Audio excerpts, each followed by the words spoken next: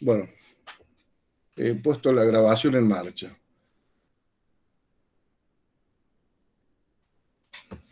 Bien. Creo que estoy grabando. Sí, Darío, se está grabando. Es así. ¿Estoy grabando? Sí, ahí me parece que está grabando. Bien. Bueno, sigo. 2. Correcta instalación en cuanto a la técnica de trabajo, prolijidad, limpieza, altura, lugar de la unidad interior, ubicación de la unidad exterior, correcta canalización para descarga de agua de condensación, estética conforme al pedido del cliente y correcto funcionamiento. Eso es muy importante también, que congeniar muy bien con el cliente para ver las ubicaciones y los lugares. 3. Respetar la longitud mínima de caño. Acuérdense, eran 3 metros mínimos de cada uno de los caños, caño de alta y caño de baja presión. 4. La aislación adecuada de los caños. Los caños deben tener su propio aislante, cada caño con su propio aislante. Correcta confección del informe de servicio y, bueno, y respetar el procedimiento de instalación. Bien, después pasamos a las herramientas. Bueno, para ir recordando rápidamente, tenemos los cortadores de caños. Siempre trato de poner una marca más genérica y una un poquito de mejor calidad, como es la marca Value. Pestañadores genéricos, pestañadores término medio, estos ya son excéntricos y vienen con embrague. Y el último de abajo, el de la derecha, es un pestañador muy bueno, de muy buena calidad, marca Value. Cabe aclarar que estos pestañadores excéntricos trabajan mucho mejor el caño. Bueno, una bomba de vacío que sirve para la limpieza de la cañería, para sacar y extraer toda la humedad que tiene, muy importante tenerla en cuenta. Analizadores de gases o manifold, tenemos los modelos dobles, aunque nosotros siempre usamos la parte del reloj azul, que es un vacuo manómetro. Y tenemos los modelos simples. Yo soy de la idea de trabajar con los modelitos simples, pero bueno, se puede trabajar con cualquiera de los dos. Vienen modelos digitales de muy buena calidad, son bastante más caros. El tubo de nitrógeno. El tubo de nitrógeno sirve para hacer la prueba de presión. Vienen en tamaños chicos de 1/4 de metro cúbico y de medio metro cúbico, son los más utilizados. Y después viene el de 1 metro cúbico. Aparte del tubo de nitrógeno, se agrega el regulador para el tubo de nitrógeno para que podamos regular la salida de presión del nitrógeno. Como extras, si esto ya es para más prolijidad, pero no indispensable para una instalación, dobladores de caños, muy importante, algún equipito de pinzas y alicates, siempre hay tornillitos, siempre hay cables que pelar en la parte eléctrica, punta y masa, algún cortafierro, siempre es necesario hacer una perforación, una canaleta o algo, y bueno, para mejorar eso, ya también esto ya depende de cada uno, el rotomartillo o rotopercutor para hacer las distintas perforaciones. Usamos un vástago con mechas copa de este tipo, que son las que van a permitir una buena perforación en la pared. Solamente son para mampostería, esto no es para hormigón, no hay máquinas para hormigón que hagan este.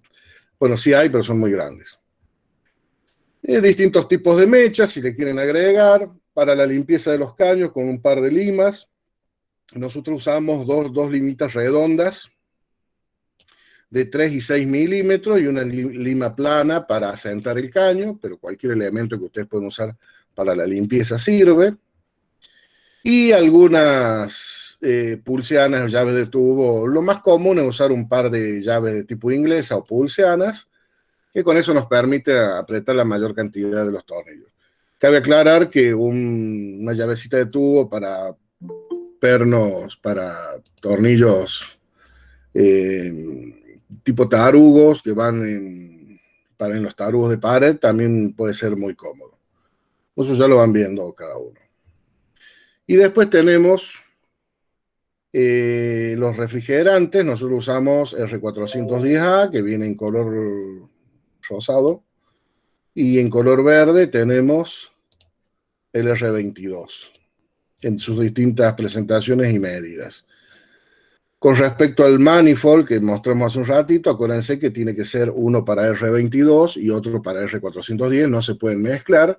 Inclusive las mangueras son diferentes. Acuérdense que la válvula de servicio del R410 es un poquito más grande, es una medida más grande que para el R22. Inclusive la presión del R410 es el doble o más que el R22, por eso las mangueras para R410 vienen un poquitito más reforzadas. Y también pueden adquirir...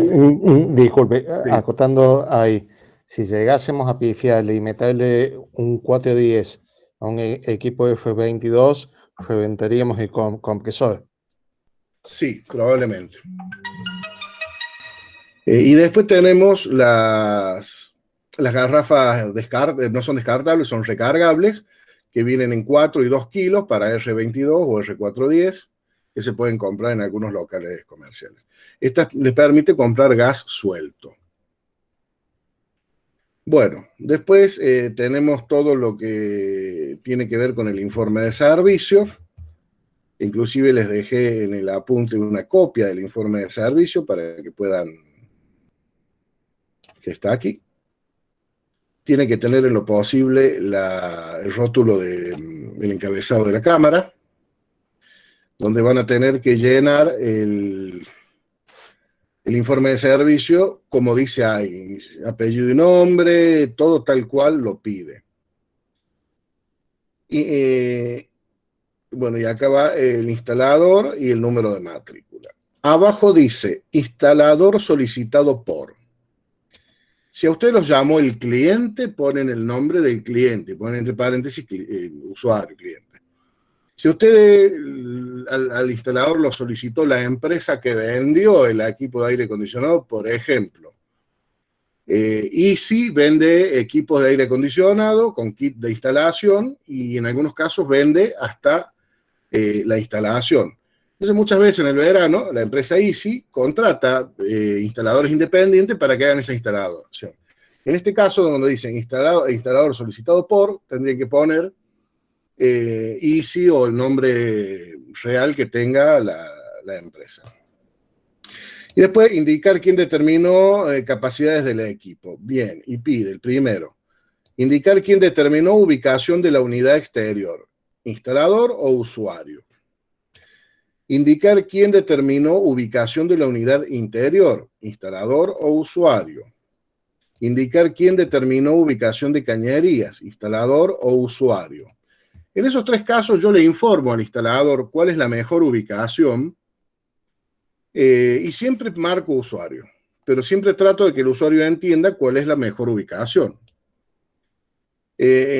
Todos los técnicos marcan usuario, pero tratamos de que el usuario entienda que por qué es mejor esa pared, porque tiene salida al exterior, porque va a usar un poco de caño, porque estéticamente se ve mejor, por la razón que sea.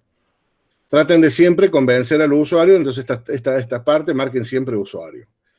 ¿Se controló la instalación eléctrica? Bien, ahí ustedes tienen que ser completamente imparciales. ¿Tiene interruptor? Interruptor significa si tiene térmica, si tiene la línea independiente y si tiene conexión a tierra.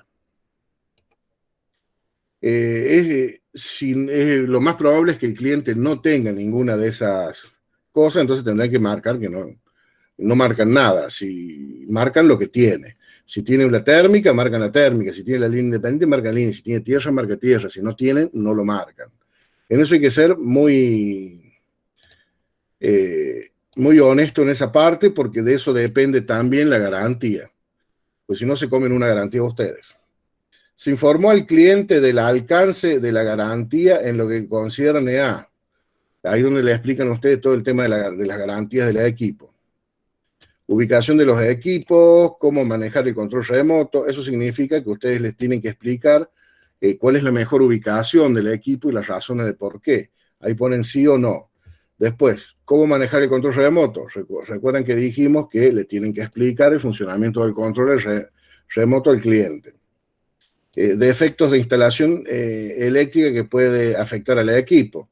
O sea, le tienen que explicar que una mala instalación eléctrica puede afectar el funcionamiento del equipo, pues si recibe menos corriente de lo normal, puede forzar el compresor, bueno, todo lo que pueda causar una mala instalación eléctrica. La no intervención de personal técnico ajeno al servicio técnico de la marca. En ese caso, tienen que avisar al cliente que ante cualquier falla los llamen a ustedes mismos o al personal técnico de la marca, que cualquier otro personal fuera de la marca que intervenga el equipo puede hacer que pierda la garantía. La necesidad de mantenimiento de la unidad. Esa es la parte donde ustedes le explican que por lo menos cada 60 días saquen los filtros, los laven con agua, que se sequen y los vuelven a instalar en el equipo. Es un mantenimiento básico que lo tiene que hacer el cliente. Después se le entrega el manual del usuario y la garantía en mano al cliente, y también que evite los movimientos de las unidades, porque cualquier movimiento que ellos hagan de una unidad, ya sea interior o exterior, anulan automáticamente todas las garantías. De más está de decir que ninguna unidad puede estar suelta, tanto la unidad interior como la unidad exterior, donde se decida instalar, tiene que estar perfectamente fija. Y también evitar obstruir la circulación de aire de ambas unidades, tanto interior como exterior. Si ponemos una unidad exterior muy encajonada en algún lugar, techo, lo que sea, evidentemente no va a rendir como si estuviera más libre. En observaciones pondrán, en el caso de que falle alguna de esas opciones, como por ejemplo la conexión eléctrica, explicarán qué conexión tiene. Yo acostumbro poner, por ejemplo, cuando el cliente no tiene la conexión eléctrica, yo acostumbro poner, el cliente no puede hacer la instalación eléctrica, pero la va a hacer en los próximos días. Para no matarlo al cliente de una. ¿Cómo hacemos cuando el cliente no tiene la instalación eléctrica? Bien, ustedes tienen que tener un tablerito, que si quieren al final de la clase se los muestro, un tablerito de prueba con un disyuntor, una térmica, toma corriente a la pared o donde sea, y un toma de salida, y con ese equipo le prueban, con ese tablerito le prueban el aire acondicionado al cliente. Yo lo expliqué en clase. En ese equipo, en ese caso, el equipo queda probado, en observaciones ponen equipo probado con tablero reglamentario, pero no en servicio. O sea, no lo dejan en servicio, quiere decir que no lo dejan enchufado. Ustedes se lo prueban porque no tiene el cliente la instalación apropiada, se lo prueban con un tablerito de prueba que ustedes poseen y aclaran que se probó con un tablero reglamentado, pero que no queda en servicio. Si de pronto después el cliente lo enchufa con una prolongación en cualquier lado, es problema de él. Firma del usuario, firma del instalador, número de matrícula. Al llenar correctamente esto, ustedes han cumplido con todo lo que la Cámara quiere. Y también, si pueden acompañar esto con fotos de antes, durante y después de la instalación, mucho mejor, porque eso va a verificar a dónde estaban instaladas las unidades, por las dudas les hagan un movimiento de unidades, tanto interior como exterior.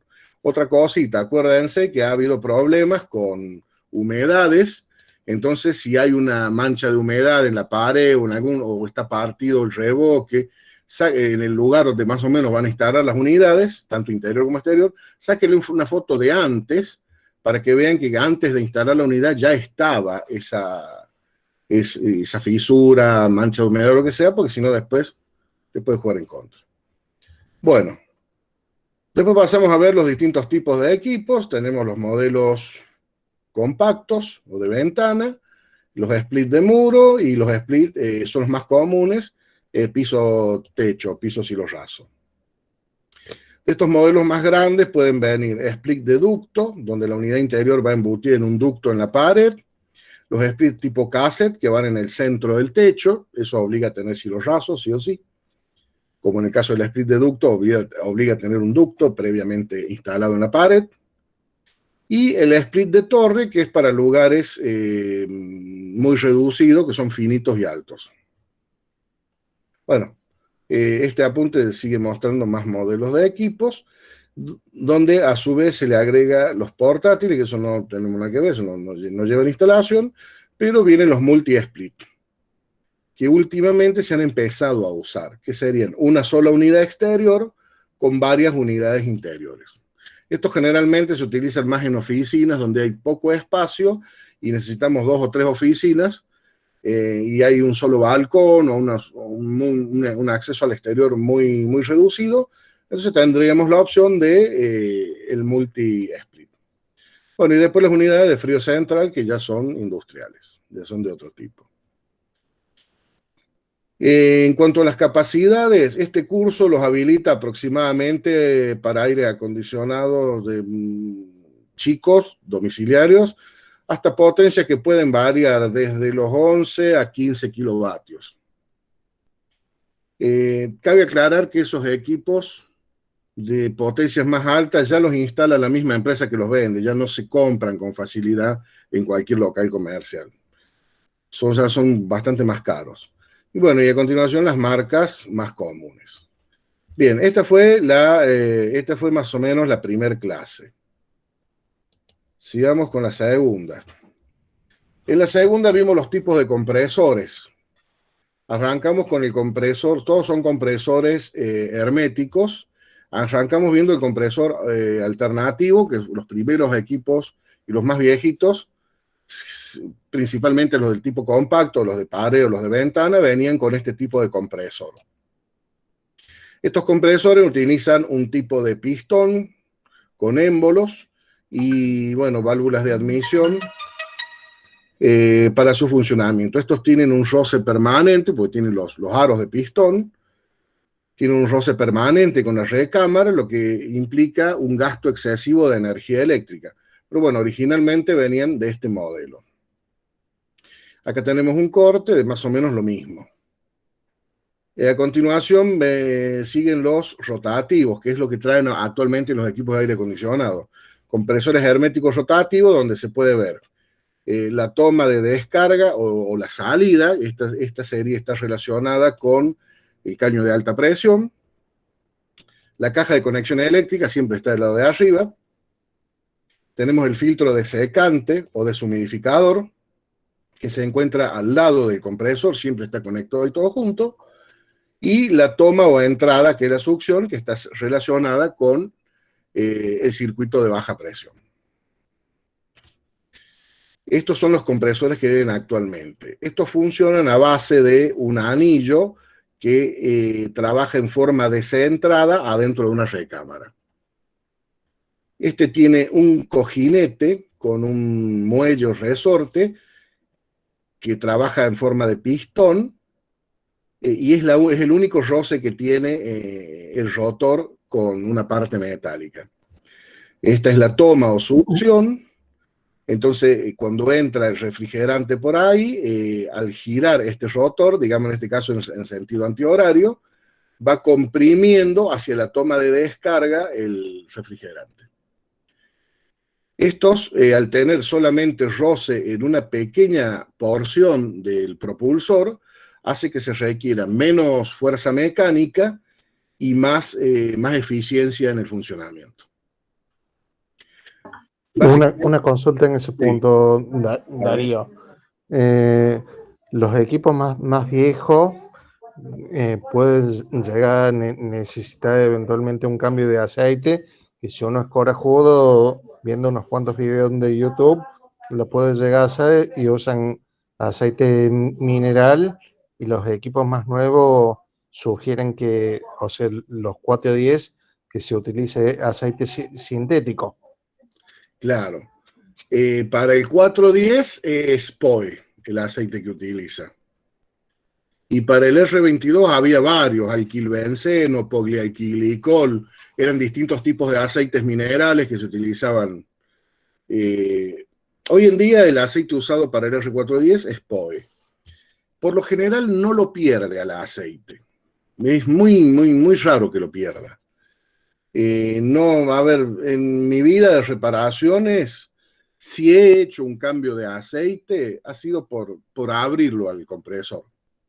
Cuando en algún momento se vendían las válvulas por separado, cuando se trababan las válvulas, lo abríamos, consideran, es muy fácil abrirlo del lado de arriba, se corta con un disco de corte, lo pelamos bien para después volverlo a soldar, y le cambio. Entonces en ese caso aprovechamos y le hacemos un cambio de aceite, porque en el corte seguramente caían partículas del corte, lo limpiábamos todo. En teoría, a no ser que se haya perdido el aceite porque lo pusieron boca abajo, por alguna razón es medio difícil que por uso el aceite se pierda. Pero sí, simplemente el cambio de aceite es sacarlo, son más o menos, bueno, cada uno, después en YouTube hay datos, pero son entre 50 y 200 centímetros cúbicos, compresiones más grandes. Es muy poquita la cantidad de aceite que lleva. Y se puede echar el aceite por la toma de descarga, no por el filtro. Se puede echar por ahí arriba. Sí es posible el cambio de aceite. Bueno, volviendo al tema de los compresores del tipo rotativo, han sido increíblemente más eficientes por el menor roce que tiene. Este anillo rotor no roza contra la pared, está rectificado al micrón, pero al tener grandes revoluciones, muchas vueltas, compensa la pequeña pérdida de presión. Son muy efectivos. Y finalmente, bueno, acá tenemos un corte del mismo compresor, donde la parte de arriba es el motor y el compresorcito estaría abajo, digamos. Y después tenemos los compresores herméticos del tipo scroll, que tienen esta forma, son bastante diferentes. Actualmente vienen en equipos de más de 6.000 frigorías, pero muy dentro de poco van a venir en todos los equipos. Si se fijan, este compresor no tiene filtro de secante o deshumidificador, lo tiene aparte. La caja de conexiones eléctricas está a un costado. Viene con un control de lubricante, aunque los equipos chicos trabajan en seco. Los más grandes pueden tener algún lubricante. Tiene la toma de succión o entrada a un costado y la toma de descarga o salida arriba. Y estos, como generan muchísima presión, tiene una pequeña válvula de alivio. Por las dudas se tape la descarga, revienta la válvula de alivio. Bien, el funcionamiento de esto se basa en dos espirales, uno adentro de otro, donde uno está fijo y el otro gira, pero sin tocar las paredes de ninguna espiral. Lo que hace es comprimir el refrigerante hacia el centro de los dos espirales. En este caso, el roce de una espiral con el otro es cero, por ende necesita menor fuerza mecánica y los motores son mucho más ahorrativos. Y son de mucha más cantidad de velocidad. La cantidad de la rotación o la cantidad de vueltas es 2 o 3 veces más que la de un equipo rotativo. Son increíblemente eficientes, pero la precisión en el armado de la espiral lo hace un poquito caro. Pero dentro de poco todos van a ser del tipo scroll. Son lo mejorcito que viene actualmente en compresor, hasta que se utilice el compresor de tornillo, porque los motorcitos son increíblemente chicos. Al no tener roce en ningún caso y su alta revoluciones, hacen que sea muy, muy bueno para comprimir los refrigerantes. En este caso, el motor está abajo y la parte del compresorcito de scroll está del lado de arriba. Por eso los caños de admisión y salida están siempre del lado de arriba. Pero estos equipitos, por lo menos en este momento, son de aproximadamente 6.000 vatios en adelante. Bien. Y después tenemos el funcionamiento básico de una unidad de aire acondicionado. Bueno, tenemos la unidad interior, o también en muchos casos lo identificamos como evaporador, con su control remoto. Que después hay un video que muestra el despiece, va a ser largo, si es necesario cortamos la clase y la seguimos otro día, va a ser larga la clase de hoy, donde el evaporador es este serpentín evaporador, una unidad totalmente sellada con una entrada de alta presión y una salida de baja presión. Acá es donde se produce el frío. ¿Cómo hace? Básicamente envía el refrigerante en estado líquido por el caño más finito, que se ve abajo apenas, que es el de alta presión, y cuando el refrigerante llega a esta unidad se va dividiendo es un laberinto que se va dividiendo en varios caminos. Entonces el refrigerante venía muy comprimido, y cuando llega a la unidad evaporadora, encuentra un ambiente más amplio, entonces se descomprime. En ese momento, el refrigerante pasa de estado líquido a estado gaseoso. Y una de las propiedades básicas de los refrigerantes es que todo gas en expansión absorbe la energía de cuanto los rodea. Entonces, como se expande aquí adentro el refrigerante, absorbe la carga térmica de todo lo que hay alrededor del refrigerante. Y en ausencia de calor queda el frío. El refrigerante cargado de temperatura sale en forma gaseosa por el caño más grueso o baja presión y va hacia el compresor. Profe Darío, Sí. simplemente un aviso de parroquiano porque me sucedió y me salvaron los anteojos que uso habitualmente.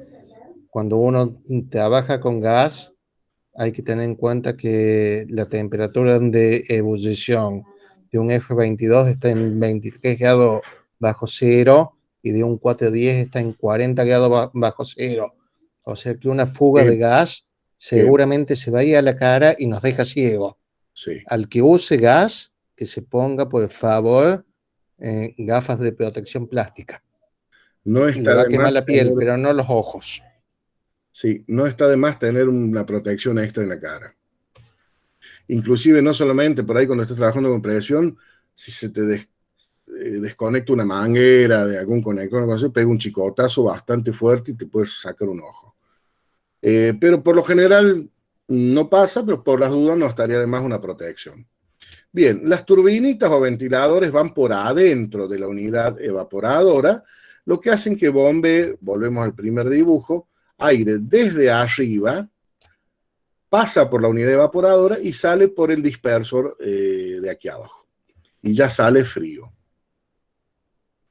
Bien, ahí tenemos la turbinita, ven cómo la están sacando de adentro de una unidad evaporadora. Placa electrónica. La placa electrónica, viendo de frente la unidad evaporadora o interior, se encuentra siempre a la derecha. En este espacio que acá se ve vacío, ahí está la placa electrónica. En estos modelos, después vamos a ver rápidamente la parte inverter.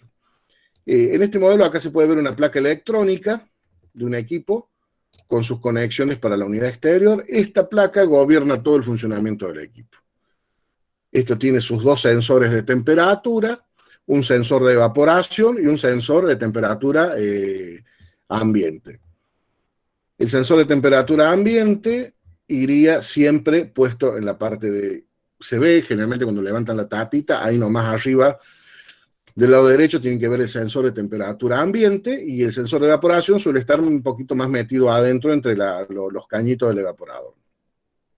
Cuando uno programa la temperatura en la placa electrónica, por ejemplo 22 grados, el sensor empieza a tomar la temperatura ambiente. Obviamente, todavía recién encendemos el aire, el sensor de temperatura ambiente, que siempre está ubicado en la partecita de arriba a la derecha, de la unidad evaporadora, detecta que todavía no hay 22 grados y envía una señal para encender el compresor. Entonces, el compresor arranca y empieza a enviar refrigerante para que se cumpla el procedimiento del circuito de la evaporación. Una vez que se produce el frío, empieza a enfriar, pero este sensor está del lado de afuera, no está marcando la temperatura del aire frío que sale, está marcando la temperatura del aire que entra. Cuando todo el ambiente se enfrió y llegó a los 22 grados, el sensor de temperatura ambiente capta esa temperatura de 22 grados y emite la señal y se apaga el compresor. El compresor se vuelve a encender cuando pierde la temperatura de 20, en este caso eran 22 grados. Entonces, todo eso lo controla esta plaquetita. Y vienen placas universales para hacer los cambios directos.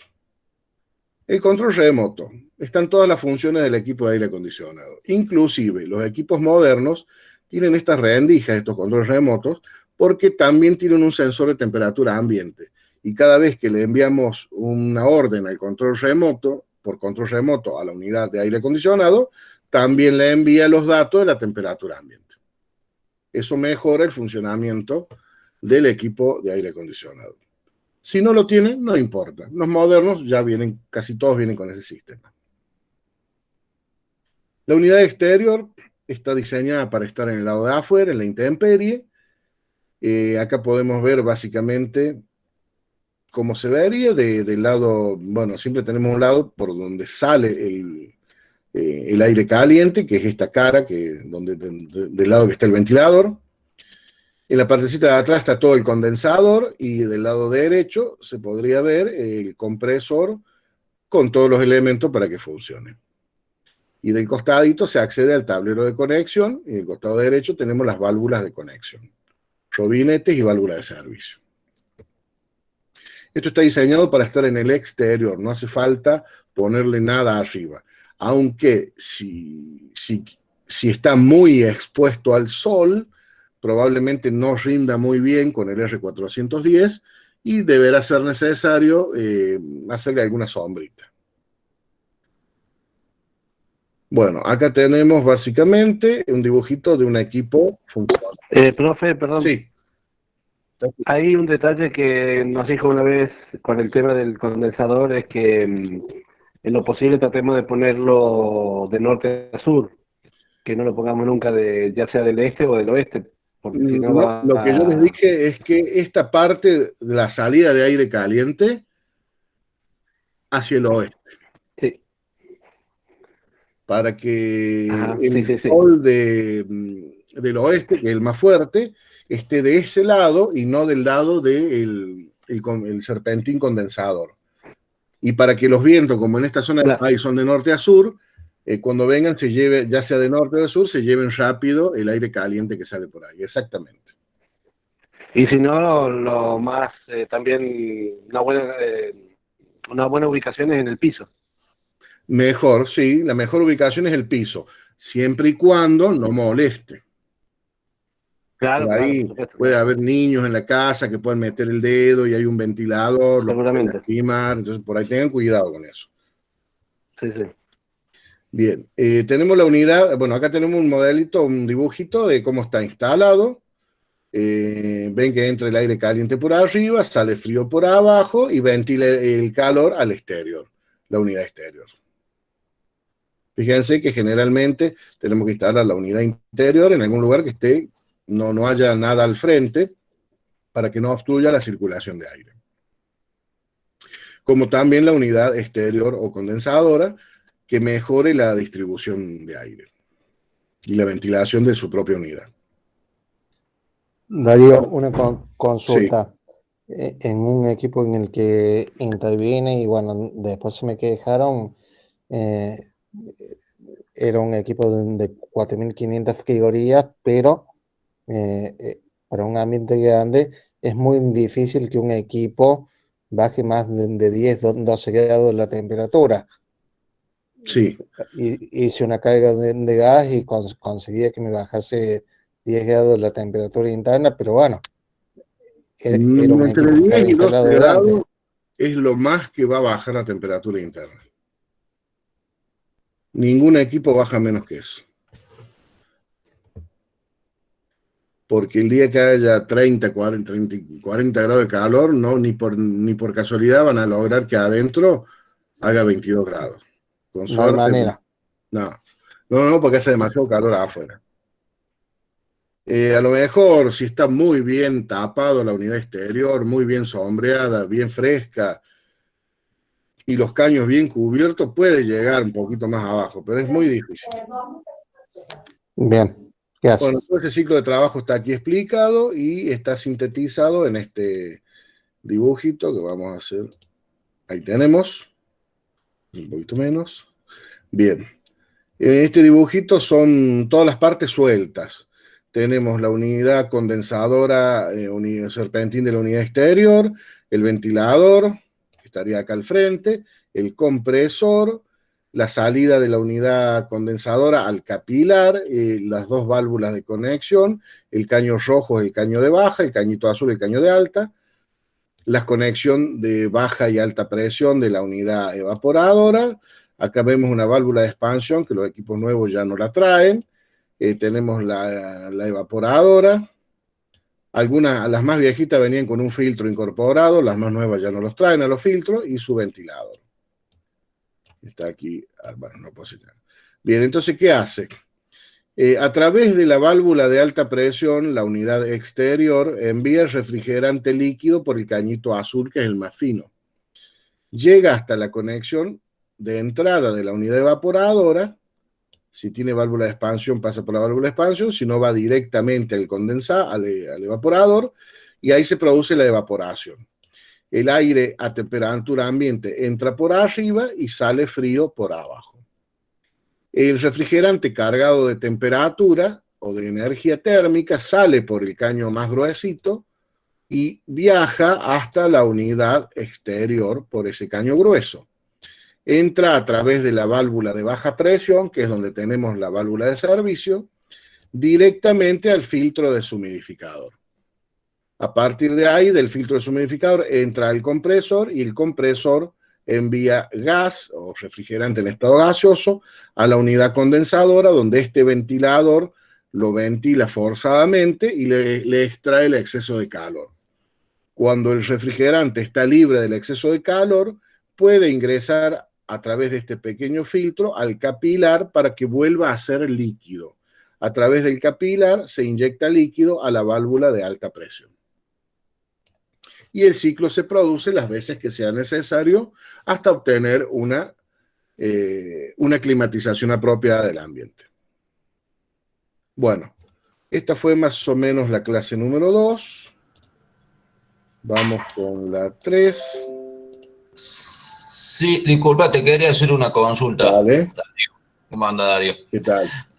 A mí me tocó sacar un aire. Yo voy así para ver y aprender. Y no me quedó muy bien claro, por ejemplo, nos tocó una vez sacar un aire y ponerlo en otro lado, ¿no es cierto?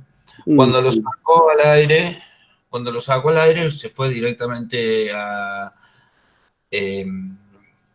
las válvulas, ¿no es cierto? Creo que primero prendió el aire, era en pleno invierno, me acuerdo, lo puso como a 17, 19 la unidad para que arrancara, sí. que no era muy difícil de hacerlo arrancar por la temperatura que había. ¿No lo puedes calentar al sensor de temperatura ambiente? Lo puedes calentar. Ah. Y vos sabés que no lo podíamos hacer arrancar. Y se fue afuera y se fue a las valvulitas, cerró, hasta que lo hizo arrancar, no sé cómo lo hizo arrancar, pero... Y era para extraer el gas o el líquido de la cañería. Sí. Y con eso no me había quedado muy bien en claro cómo era. Ya vamos a llegar a eso. Ah. Más adelante está. Ah, más adelante está. Sí. Como estaba viendo el dibujo y estaba viendo el funcionamiento justo del gas. Bueno, básicamente, cuando vos tenés un equipo funcionando, a ver, vamos, yo pasa que ya lo cerré, pero... A ver, no, aquí está. Cuando tenés el funcionamiento del equipo, mientras está saliendo refrigerador, cuando está prendido el compresor, mientras está saliendo refrigerante por el caño de alta presión, que es el más fino, está entrando por el de baja presión, que es el más grueso.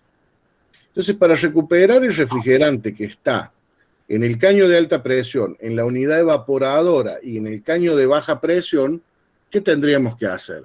Siempre que el compresor está encendido, yo tendría que cerrar el robinete del caño de salida. Entonces, si ustedes tienen puesto el manifold, el azul, en la válvula de servicio, con un equipo funcionando, vamos a suponer un R410, lo que vas a ver es que está en unos 100, 105, 110 PSI. Bien, una vez que empezamos a cerrar el robinete del caño de alta presión, vemos que esos 100 y pico PSI empiezan a caer, porque ya no hay refrigerante saliendo. Ahora solamente le queda la capacidad de succión al compresor. Ya no sale refrigerante. Entonces, cuando la agujita del manifold o analizador de gases pise el 0 PSI, cerrás la válvula, empezás a cerrar el robinete de la válvula de baja presión. Una vez que cerraste el robinete de la válvula de baja presión, apagas el equipo de aire acondicionado. Entonces, el mismo compresor se encargó de recuperar el refrigerante y quedó guardado en toda la unidad exterior. Entonces, ahí pueden desconectar con toda confianza que el refrigerante quedó guardado. Ustedes lo llevan a la nueva locación y hacen el proceso de instalación nuevamente. Total, el refrigerante quedó guardado. Ah, bárbaro. No lo perdió el cliente. Ahora sí. Así lo que hacen. Bueno, una desinstalación vale media instalación, más o menos. Bueno. Está buenísimo. Estamos. Conexión de caño en la unidad de aire acondicionado. Bueno, hasta la potencia. ¿Por qué puse hasta 11.000 vatios? Porque la mayoría de los equipos más grandes que esa potencia ya no van con tuercas, ya van soldados. Y los que van con tuercas son en equipos más o menos hasta 11.000 vatios. Puede ser 12, 13.000, 15.000, pero bueno, va a variar. Bueno, consiste en hacer este pestañado correctamente bien hecho, previamente haber puesto la tuerca, y ponerle obviamente el aislante a cada uno de los caños. Este caño pestañado tiene que acoplar muy bien con la válvula de acople de la unidad exterior y de la unidad interior. Ven que la pestañita esa tiene la inclinación justa de esta válvula. Y después la tuerca es la que se encarga de ajustar contra la válvula de acople el caño. No va ningún tipo de junta, directamente metal con metal. Por eso es muy importante que el pestañado esté perfecto, porque si le quedó un hilito de cobre, por ahí puede perder. Por eso les enseñé que había que limpiarlo. Bueno, el cortador corta el caño, pestañamos con el... Después les envío video de esto si quieren volver a ver. Pestañamos, ajustamos. A la hora de pestañear, siempre fíjense por entre medio, una vez puesto el caño en el prensa caños, que el cono pestañador entre dentro del caño, sobre todo en las que son excéntricas, para que trabaje bien. Previamente, una vez cortado el caño, acuérdense que le pasamos la limita del lado de adentro para sacar toda la rebarba, asentamos bien el caño y una vez que esté bien limpito, lo poníamos en el cono, en la morsa para pestañarlo. Lo bueno que tenían los pestañadores del tipo excéntrico es que se detienen solos. Una vez que hizo la pestaña, patina, no se puede seguir ajustando y queda perfecto. ¿Ven? Ahí está en proceso de pestañado, de expansión del caño. Bueno, y después lo que no se debía hacer, malos cortes o cortes defectuosos. Esto hay que eliminarlo y hacer un buen corte. Arrancamos de un buen corte. Los cortes no tienen que tener abolladuras en la parte de adelante, no tienen que tener ven estos malos cortes, ¿no? Porque eso va a hacer que el pestañado salga mal. Esto es lo que no se debe hacer, esto es un mal cortado de caños. Las curvas tienen que estar muy bien curvadas, si es posible con doblador de caño. Cuando vayan a pestañear, no tiene que estar medio aplastado el caño de un costado, tiene que estar bien redondito para que la pestaña salga perfecta. Y acá se ve un pestañado en el fondo de la tuerca, como queda perfectamente contra el fondo. Mientras mejor quede el pestañado, más éxito van a tener cuando vayan a conectar los caños. De esto después les voy a pasar un video para que se acuerden. Tengo un video donde se muestra paso a paso el pestañado. Instalación de aire acondicionado de split. Instalación de unidad interior. ¿Se acuerdan los requisitos? Altura. Aproximadamente entre los 2 metros de alto. Puede ser centímetros más, centímetros menos, pero el rendimiento óptimo ronda a la altura de los 2 metros. Después teníamos un despeje de techo, de arriba, de aproximadamente 15-20 centímetros para que tenga suficiente espacio para que entre aire.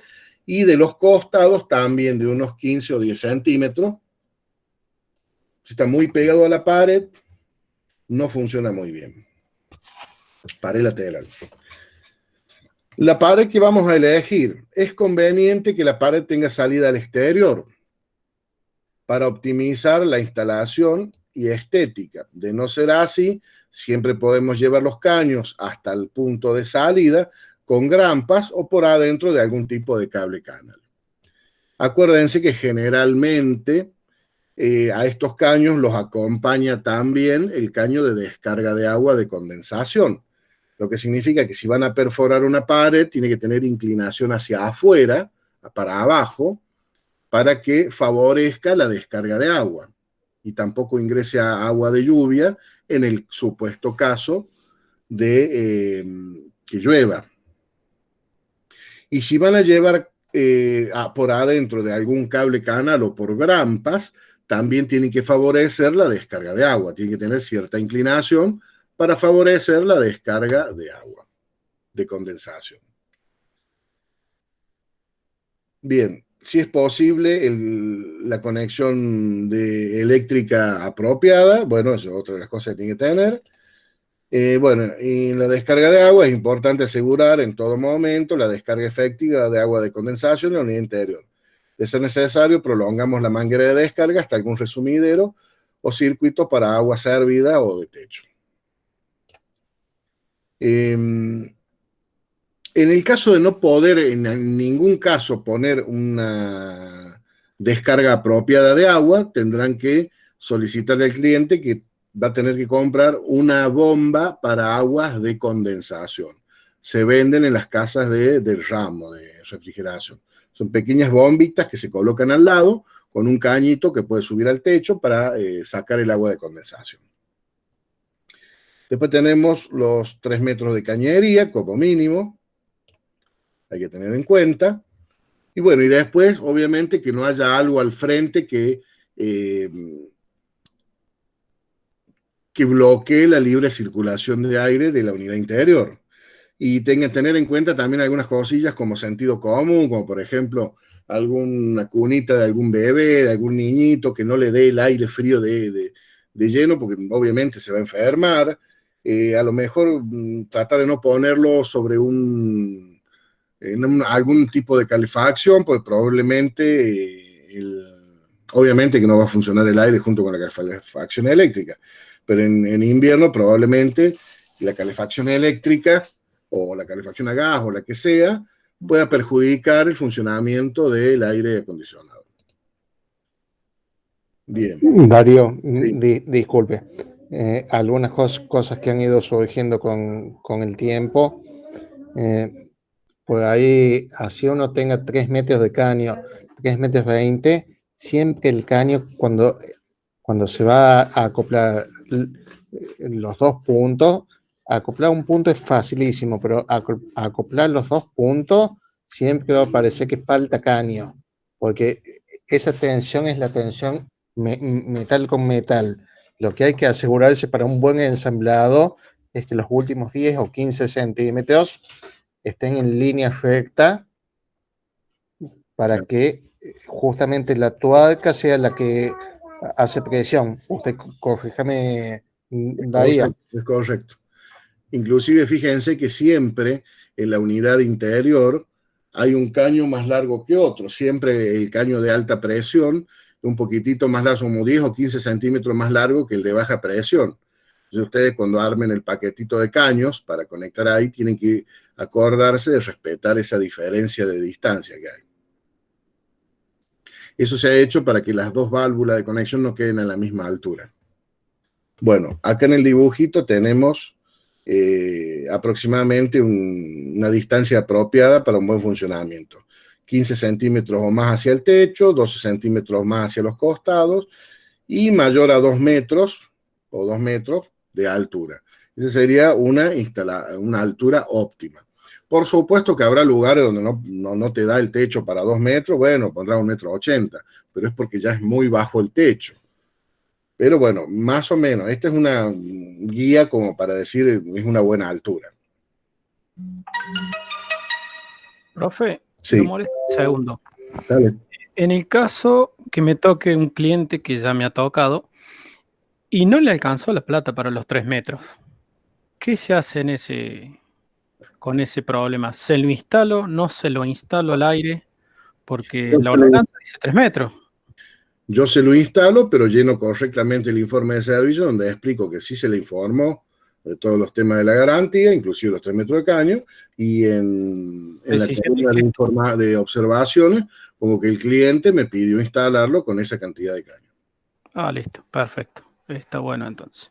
Sí, sí. Por eso es bueno el informe de servicio, porque ahí se refleja todo. Bien. Perfecto. Unidad exterior, requisitos, montaje. Esta unidad se puede montar en cualquier lado, puede ir en la pared, sobre ménsula, sobre techo, en el piso, patio, balcón, debajo de un alero, etc. Lo importante es que en todos los casos la unidad exterior quede fija, bien atornillada, que no se mueva. Para ello debemos fijar dicha unidad a su base, sea cual sea, con tornillos y cojinetes o tacos de goma para evitar que transmita vibraciones por la pared o por el piso. Ventilación. Tratar de que la unidad exterior esté lo mejor y lo más ventilada posible. Y bueno, estética. Siempre la prolijidad, bueno, siempre una estética que conforme al cliente. Orientación, como ya dije, si pueden orientar la salida de aire caliente hacia el oeste, mucho mejor. Bien. Acá tenemos un dibujito de una instalación. Fíjense cómo la unidad busca de estar en un lugar donde esté a buena distancia de otros electrodomésticos, y fíjense que está muy bien ventilada la unidad exterior, a una buena distancia de las paredes para lograr una excelente ventilación. Bien. Después tenemos los analizadores de gases. En este caso tenemos la conexión que vamos a hacer. Este es el manifold, donde en este caso, bueno, acá se ven que está el caño negro finito, es el caño de alta presión, el caño negro más grueso es el de baja presión. Vemos que lo primero que hacemos en el proceso de instalación es conectar el caño azul del manifold a la válvula de servicio.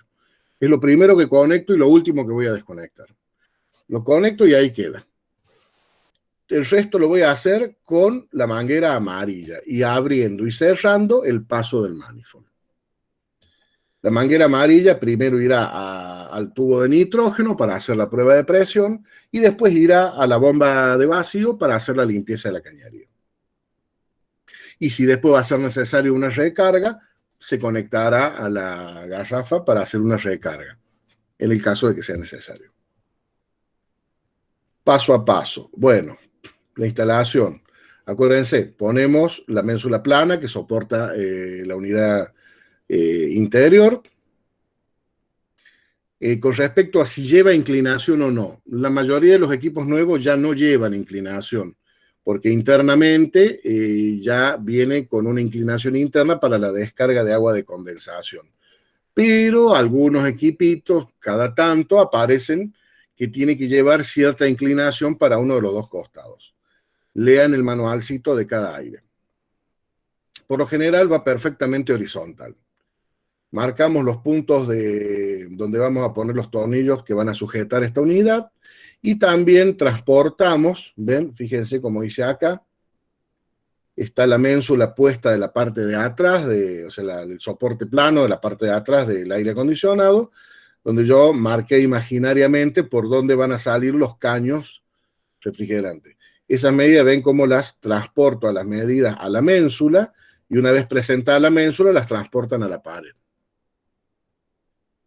¿Para qué? Para marcar la perforación del caño de salida o los caños de salida, ¿ven? Más o menos la idea de transportar, ven que se marca la ménsula o lo que sea, o la base plana, para poder hacer el transporte a la pared. Una vez que ya tenemos eso marcado, lo primero que se hacía era la perforación de la pared, porque si tengo que mover la perforación, porque si se encontraron con un encadenado o con alguna obstrucción para la perforación, después van a tener que reubicar la ménsula, la base. Entonces, lo primero que hacemos es marcar el lugar exacto donde más o menos va a ir la perforación Hablamos que para equipo hasta 4 o 5 mil frigorías con 5.000 vatios, con una broquita de unos 65 milímetros alcanzaría bastante bien. Una mecha copa de 65 milímetros sobraría. Entonces practicamos la perforación. Acuérdense inclinar la máquina hacia afuera, para el lado de abajo, cuando estén perforando, para que siempre tenga caída hacia el exterior. Como ya les dije... Disculpe, usted nos había recomendado Dame un segundo. las copas Venturo, que era...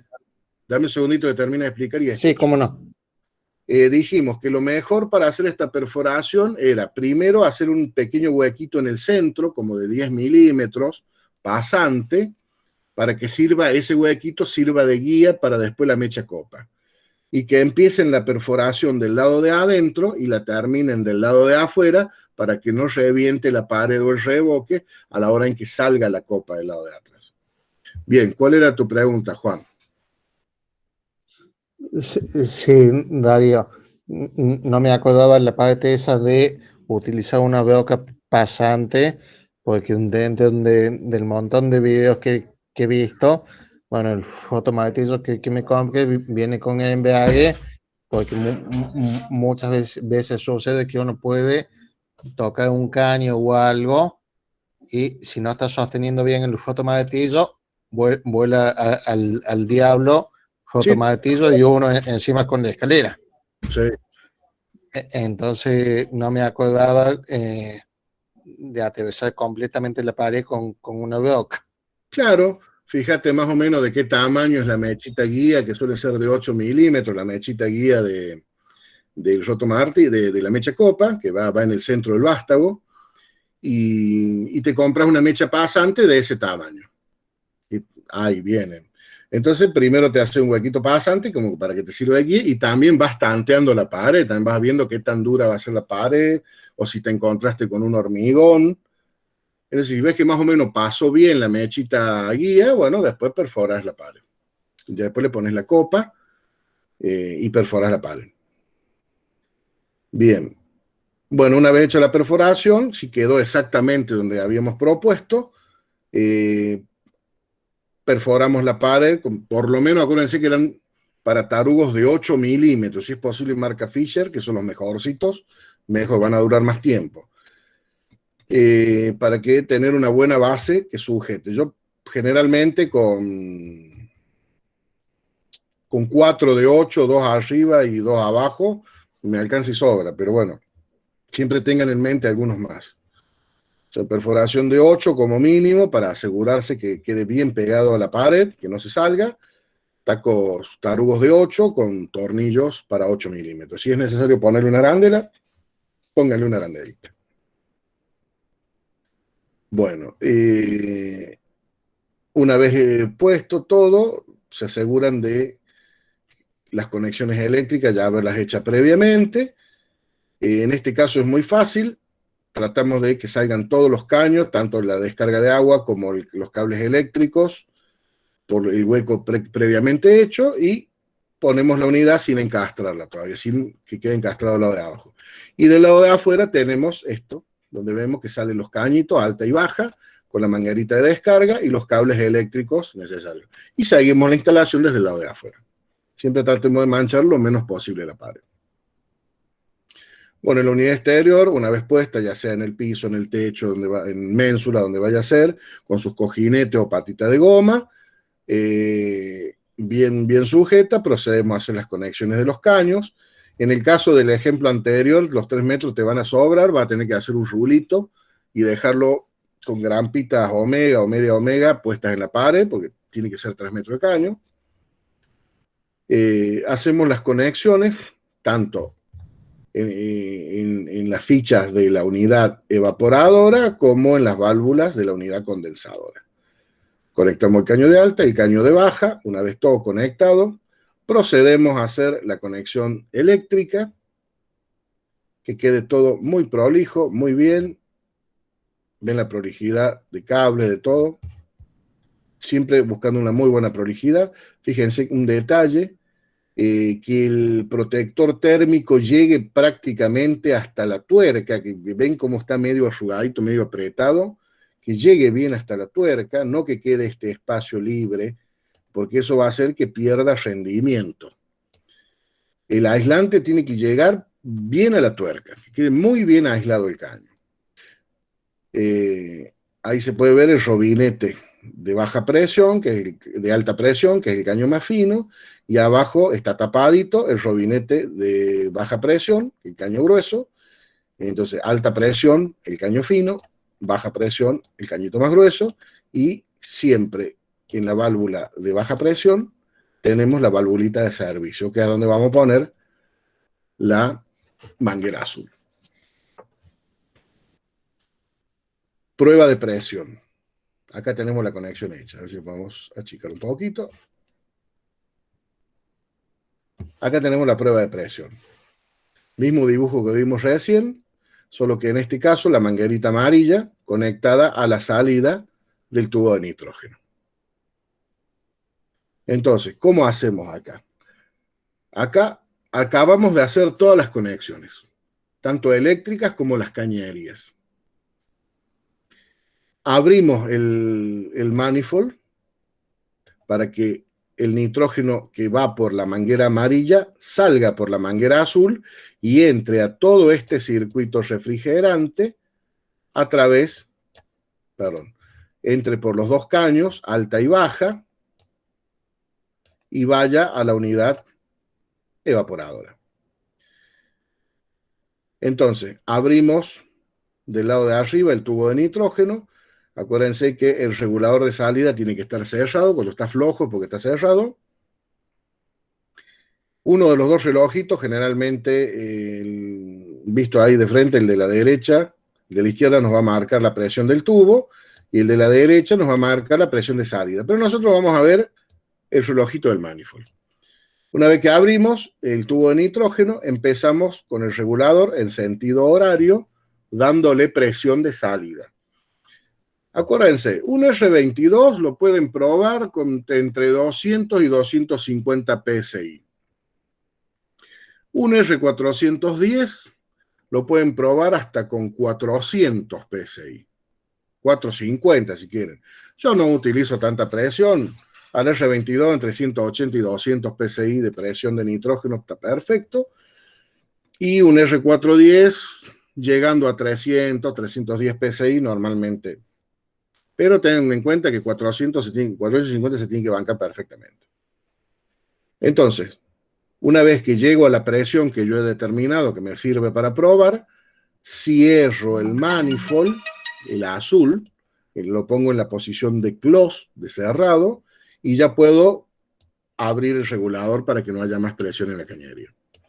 Entonces, el relojito del manifold, no sé si el relojito del manifold me va a marcar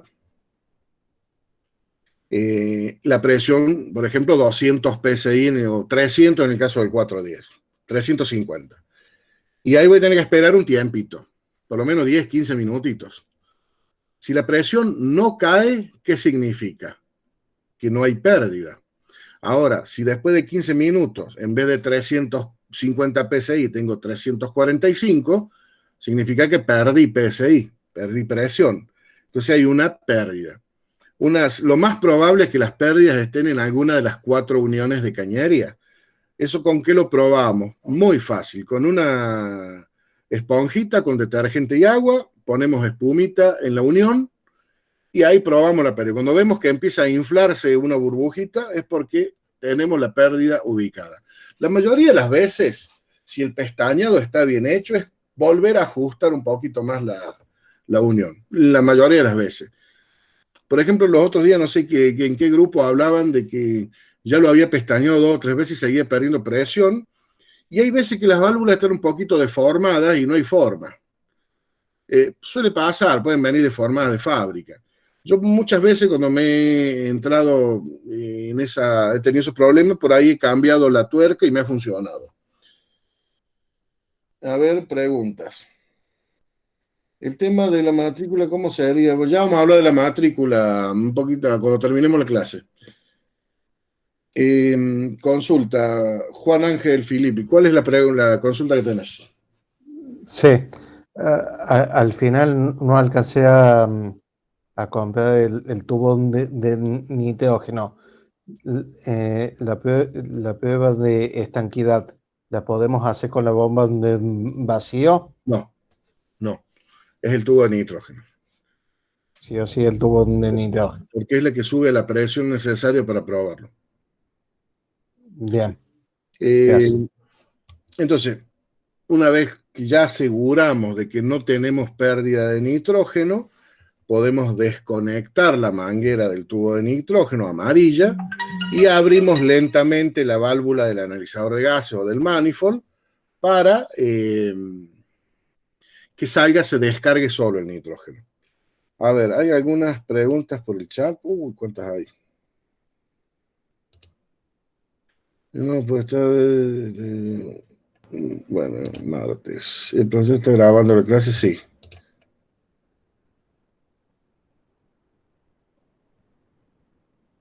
No sé qué han subido.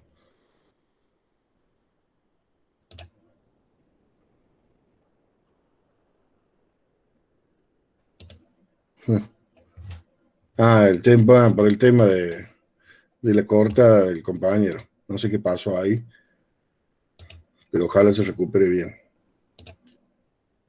Bien, seguimos. Estamos por acá. Bien. Prueba de presión superada con éxito. Acuérdense que si es necesario tendrán que repestañar o lo que sea necesario. Bien, acá se puede ver baja, alta, robinete, servicio. No necesariamente están en la misma ubicación. Hay veces donde está la de alta está la de baja. Bueno, eso depende de la marca del equipo de aire acondicionado.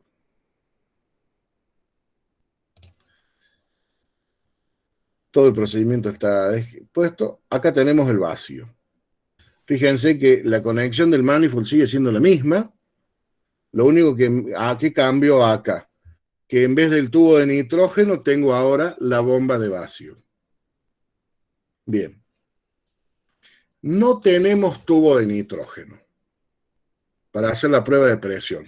¿Qué hacemos? ¿No podemos instalar? No, sí, tenemos que poder instalar.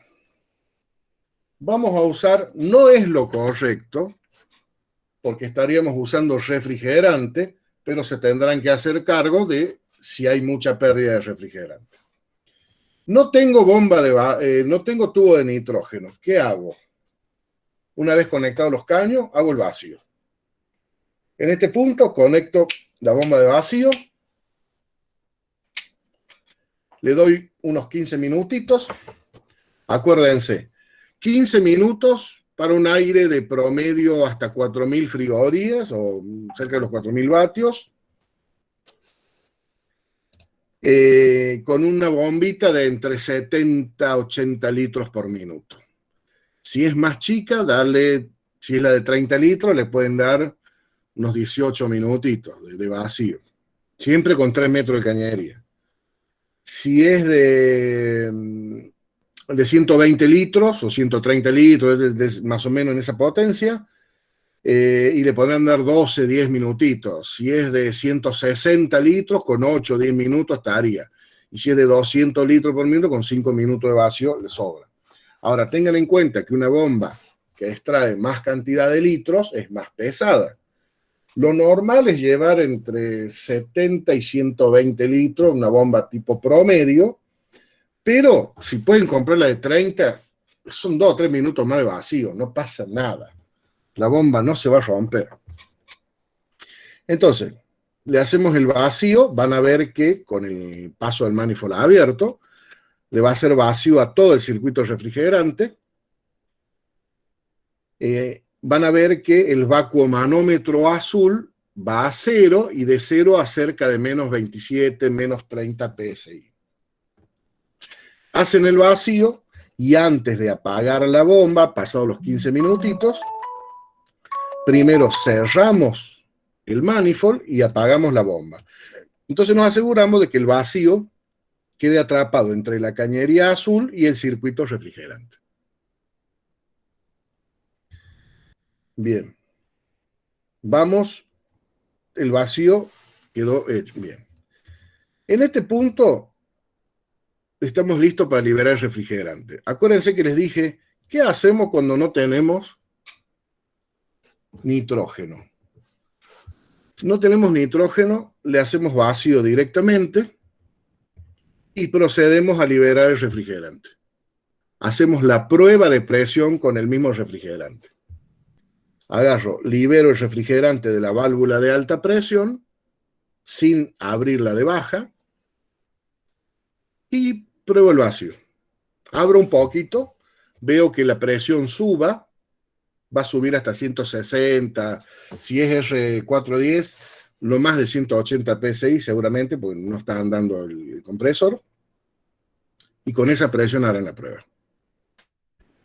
Si después de 15 minutos no hay pérdida, no hay caída de presión, está perfecto.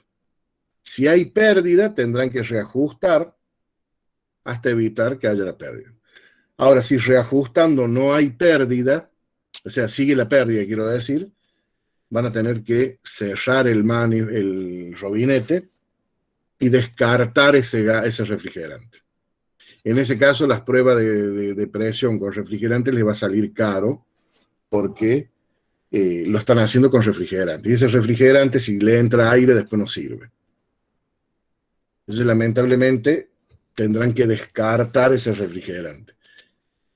Esto no lo pueden hacer más de una vez porque el aire acondicionado de fábrica trae refrigerante para la unidad con aproximadamente 7 metros de cañería. O sea que ustedes han probado 3 metros de cañería y si han eliminado ese refrigerante, les queda muy justo para que ande. Por eso se recomienda que se haga la prueba con el tubo de nitrógeno.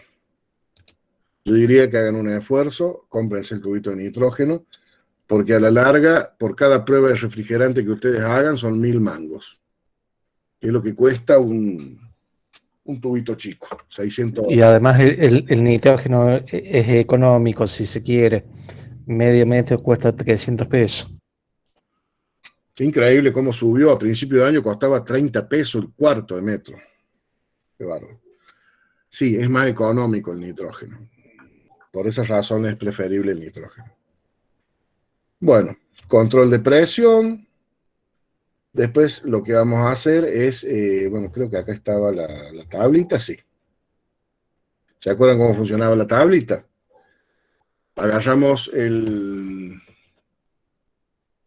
un termómetro, lo ponemos en el lugar donde está la unidad evaporadora, condensadora, perdón, la unidad exterior. Tomamos la temperatura de afuera, le sumamos 10 grados y buscamos en la tablita la temperatura que más se acerque. Por ejemplo, en este caso el ejemplo está para un día de 30 grados, más 10 son 40, entonces en la columna de la izquierda buscamos y el más cercano son 40,6 grados centígrados. La columna exactamente del lado es la del R22. Donde se corte es la presión.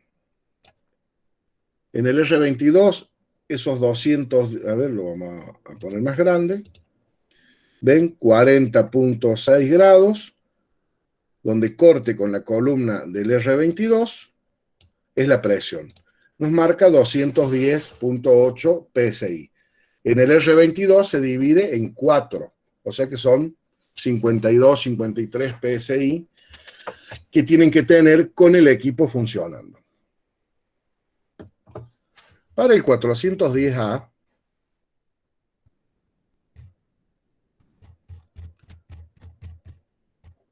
misma temperatura, estamos en la columna del 410, nos marca 341 o 342 prácticamente PSI. Eso se divide en 3, o sea que son aproximadamente 113, 114 PSI. Entonces, ¿cómo hacemos? Liberamos el refrigerante de alta por el robinete de alta, después abrimos completamente el robinete de baja Acuérdense, lo abrimos completamente, llegamos al final y volvemos un cuarto de giro para que el robinete, el cojinete, el robinete, no quede presionado contra la pared de afuera. Y funcione bien el cojinete. Siempre volvemos un cuartito de vuelta. Agarramos el control remoto, prendemos el aire a la temperatura más baja, 16, 17 grados, para que arranque el compresor y vemos que la presión sea la correcta. Si es necesario, por acá estaba, le tenemos que cargar refrigerante. En este caso, este ejemplo es con el 410. ¿Qué debemos hacer con el 410 para cargar? Primero, dar vuelta a la garrafa. ¿Se acuerdan por qué? Porque es un gas de porque tiene dos componentes, en vez de ser cloro y flúor, es agua y flúor básicamente. Entonces, al tener distintos pesos moleculares, si está sentado, el componente más liviano sale. Entonces, hay que agitarlo para que se mezcle y dar la vuelta. Exacto. Cuando lo damos vuelta, ya no va a salir en forma gaseosa, va a salir en forma líquida. Entonces es necesario ponerle la válvula difusora. La válvula difusora lo convierte automáticamente en gaseoso y ya trabajamos a partir de ahí con gaseoso. Acuérdense previamente, antes de abrir el paso del manifold, purgar este pedacito de manguera. Abren el refrigerante con la válvula con el manifold cerrado, la parte azul. Abren el refrigerante y desenroscan en el cuello de la válvula amarilla del manifold la rosca de la manguera amarilla. Un par de segundos y el mismo refrigerante se va a encargar de purgar la manguera, de expulsar todo el aire que tiene, porque si no, cuando estemos cargando, le va a inyectar esa porción de aire que tiene, la manguera amarilla. Entonces, sí o sí tenemos que purgarla. Y siempre es mejor cargarlo con el equipo en marcha. ¿Cómo hacemos?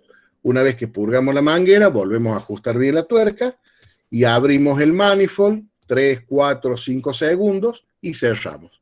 En ese proceso, la aguja va a tomar presión y va a bajar y se va a poner, esperan un minutito y medio, 2, a que se acomode la aguja y vemos, ¿llegó a la presión o le falta? Le falta, vuelvo a hacer el mismo, hasta que llegan a la presión. Y en el caso de que tenga que completar una carga de aire acondicionado. Bien, esta sería básicamente la parte de instalación, procedimiento, control y prueba de presión. Siguiente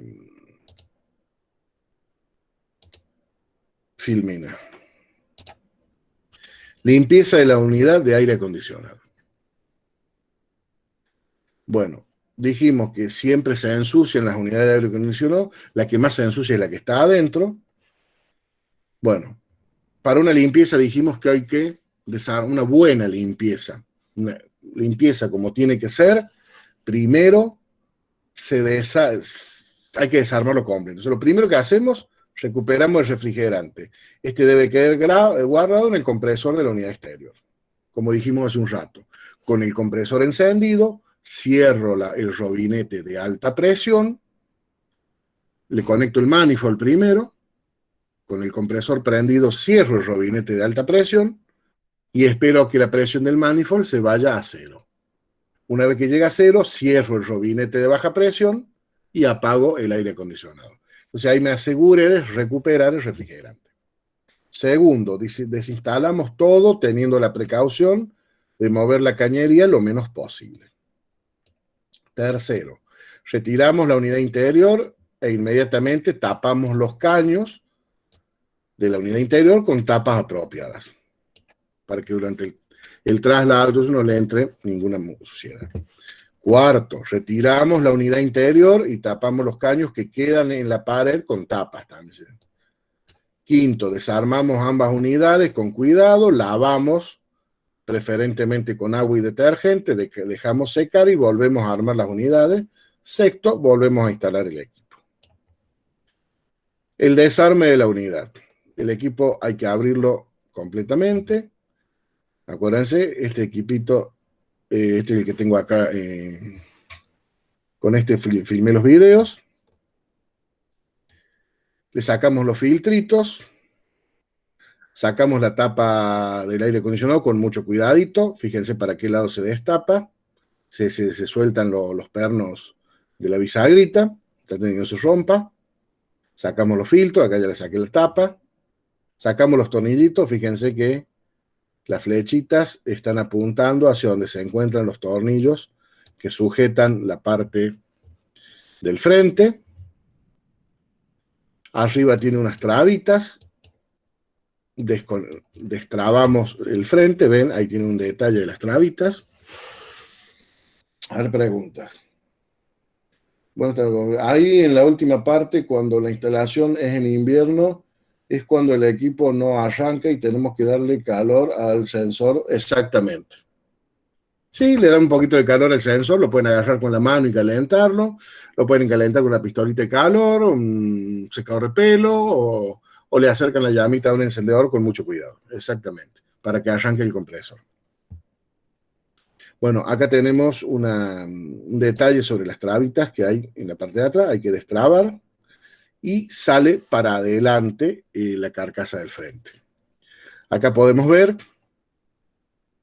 algunos tornillitos que sujetan el serpentín de la unidad evaporadora. Del lado derecho, toda la plaqueta bien blindada.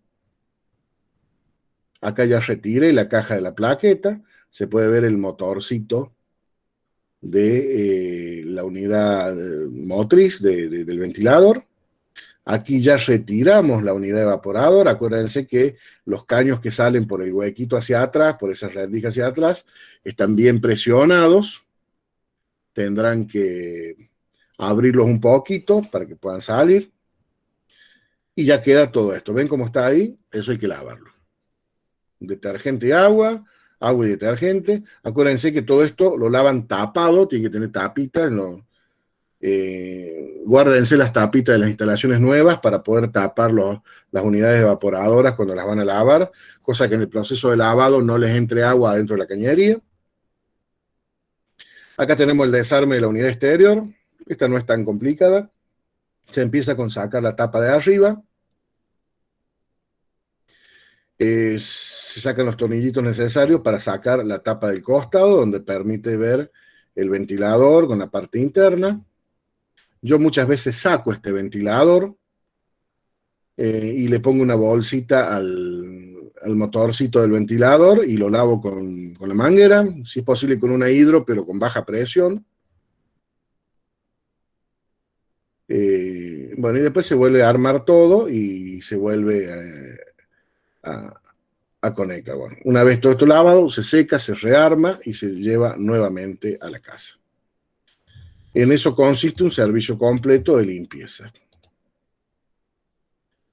Bien.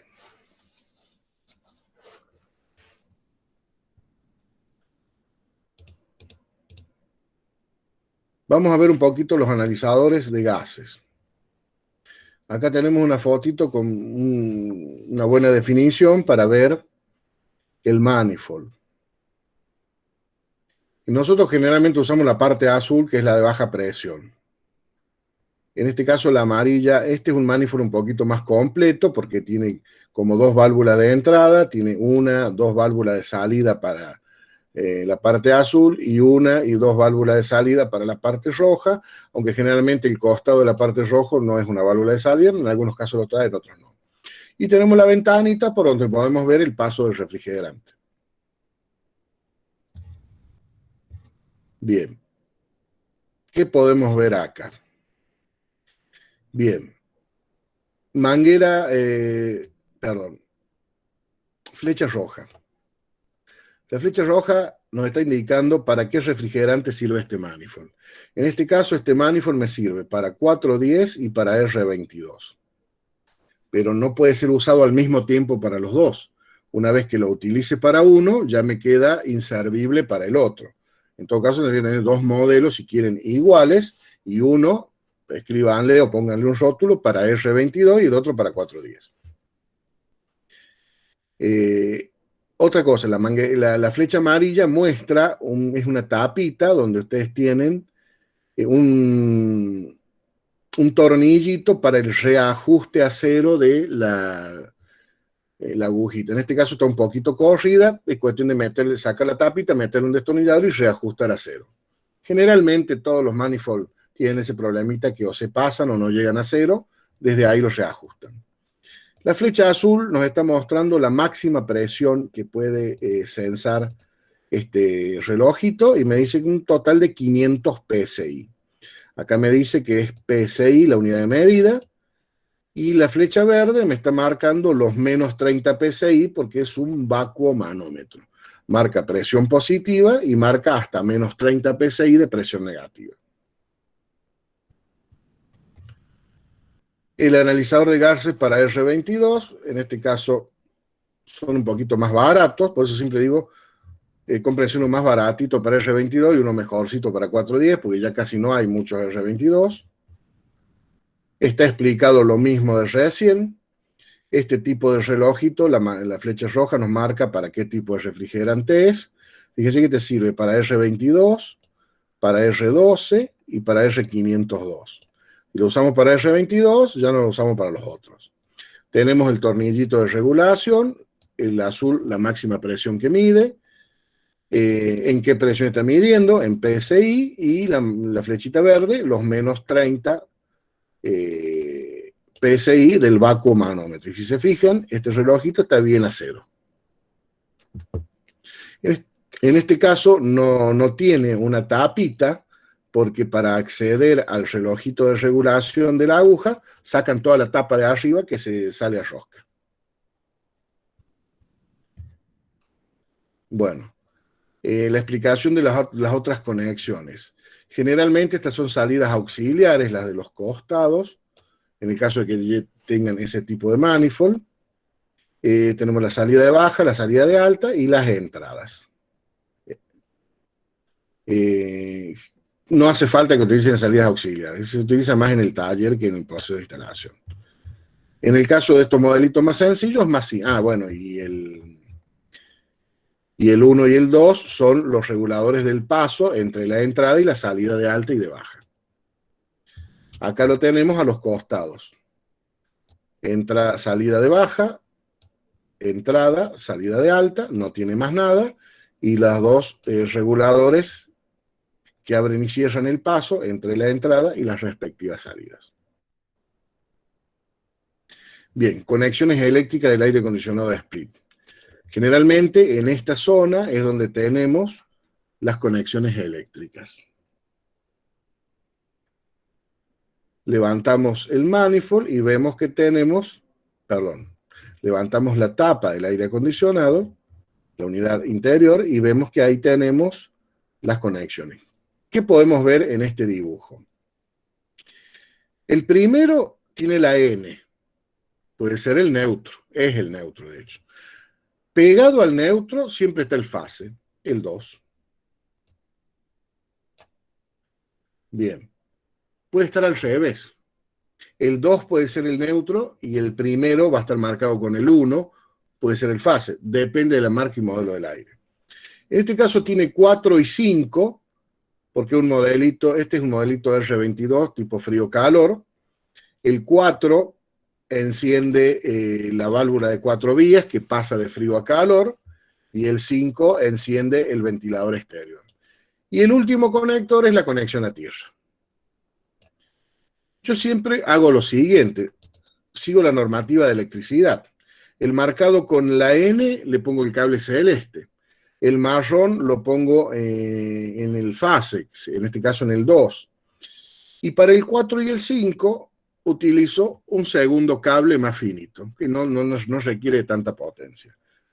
Entonces compro un cable de 3 conductores para neutro, para fase, que sería el 1 y el 2, y para tierra, y compro un cable tipo taller más finito para el 4 y el 5. Sí, un color al 4, el otro color al 5. Esto es en la unidad evaporadora o interior. En la unidad exterior, generalmente al costadito está el tablero de conexiones eléctricas. En este caso, ven, el neutro está marcado como 1. Acá ponemos el cable que viene del evaporador, en mi caso el color celeste. En el 2 pondría el marrón. Y aquí abajo, que tiene el símbolo de tierra, con la tierra incluida, no lo limpié para sacar la foto, el cable verde y amarillo. Y el cable más finito, el color que decidí poner en la unidad evaporadora en el 4, lo conecto acá en el 4, y en el 5, el color que elegí el 5. Este tipo de conexión se llama conexión recta, no cruzada. ¿Qué significa conexión recta? El color que puse en el neutro es el color que en la unidad evaporadora es el color que pongo en la unidad condensadora. El color que decidí poner en el 2 en la unidad evaporadora es el color que tengo que poner de cable en el 2 de la unidad condensadora. Y así sucesivamente. Si ustedes hacen la conexión recta, no se pueden equivocar jamás. En el modelo inverter, que son los equipos controlados digitalmente, con motores digitales, no tienen, la mayoría no tienen la quinta conexión, porque el cable, la cuarta, es el cable de datos. Se comunica con un bus de datos. O sea, hay una comunicación porque el modelo inverter tiene una placa electrónica en la unidad exterior y tiene una placa electrónica en la unidad interior. Y hay un cable que se llama el bus de datos con el que se comunican ambas placas. Ese yo lo pongo separado del resto porque los demás son cables de 220 y tierra. El bus de datos, que es el cable que no tiene nada que ver con los 220 voltios, es la comunicación entre las dos unidades, lo pongo separado para que mejore la comunicación. Bueno, acá tenemos un ejemplo de conexiones, como ya les estaba explicando. Si quieren, yo todos estos archivitos se los envío por grupo de WhatsApp. Son apuntitos nuevos que estoy haciendo. Está todo bien explicado. Acá tenemos conexiones de unidades inverter. En este caso, en la unidad exterior se pone la conexión o toma de 220. Fíjense, siguen las conexiones. Y en este caso, viene en la unidad interior. ¿Por qué? Hay modelitos de inverter donde no vienen con el enchufe, el cable blanco para conectar el aire a 220. Vienen para que ustedes le hagan la conexión en la bornera o de conexión, la entrada de 220. Algunos equipos tienen este ejemplo, inverter, y otros el de abajo. Cualquiera sea el caso. Lo importante es que ustedes sigan las conexiones que está propuesta en el manualcito. Vamos a la explicación del primer caso. Esta es la bornera o tablero de conexión de la unidad interior y esta es la bornera o tablero de conexión de la unidad exterior. Fíjense que para las conexiones nuestras tiene el 1 como neutro, el 2 como fase, el D es datos y a su vez tiene el 3, el 4 y la tierra. ¿Por qué? Porque entre el 3 y el 4 hay un puente a fase y a neutro. ¿Ven? En la unidad exterior tiene exactamente lo mismo. El puente entre el 3 y el 4 con fase y neutro. Entonces, en este caso, de la unidad interior no te hace falta conectar nada. Podés acá elegir conectar la entrada de corriente, o sea, tierra a tierra, cable verde, cable marrón al 4, que está puenteado por arriba, esto ya viene hecho, al 2, y el 2 le lleva fase a la unidad interior. Y en este caso, el número 3 está puenteado, ya viene de fábrica, en la unidad exterior, y por este borne le lleva el neutro a la unidad interior. El cable de datos sigue siendo cable de datos y va en la parte de datos. Y el mismo caso, pero si ustedes deciden conectar el enchufe en la unidad interior. Algunos equipitos de inverter vienen así. Bueno, Y después queda la evaluación de carga térmica. La parte de, bueno, te lo vimos en clase, cómo determinar la potencia de un aire acondicionado en base al tamaño del ambiente. Aclaro que no va en el examen final evaluación de carga térmica. Bueno, allí terminaría básicamente el repaso de todas las clases que hemos visto durante, durante ese tiempo.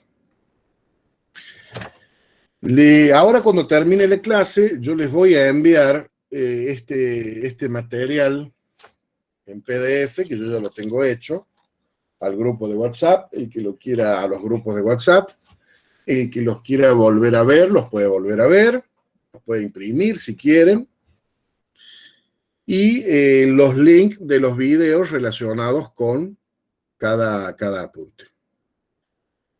Y bueno, cualquier duda que tengan, me llaman. Con respecto al curso del lunes, que solamente le faltaba el examen, ya hemos fijado fecha para el examen del lunes.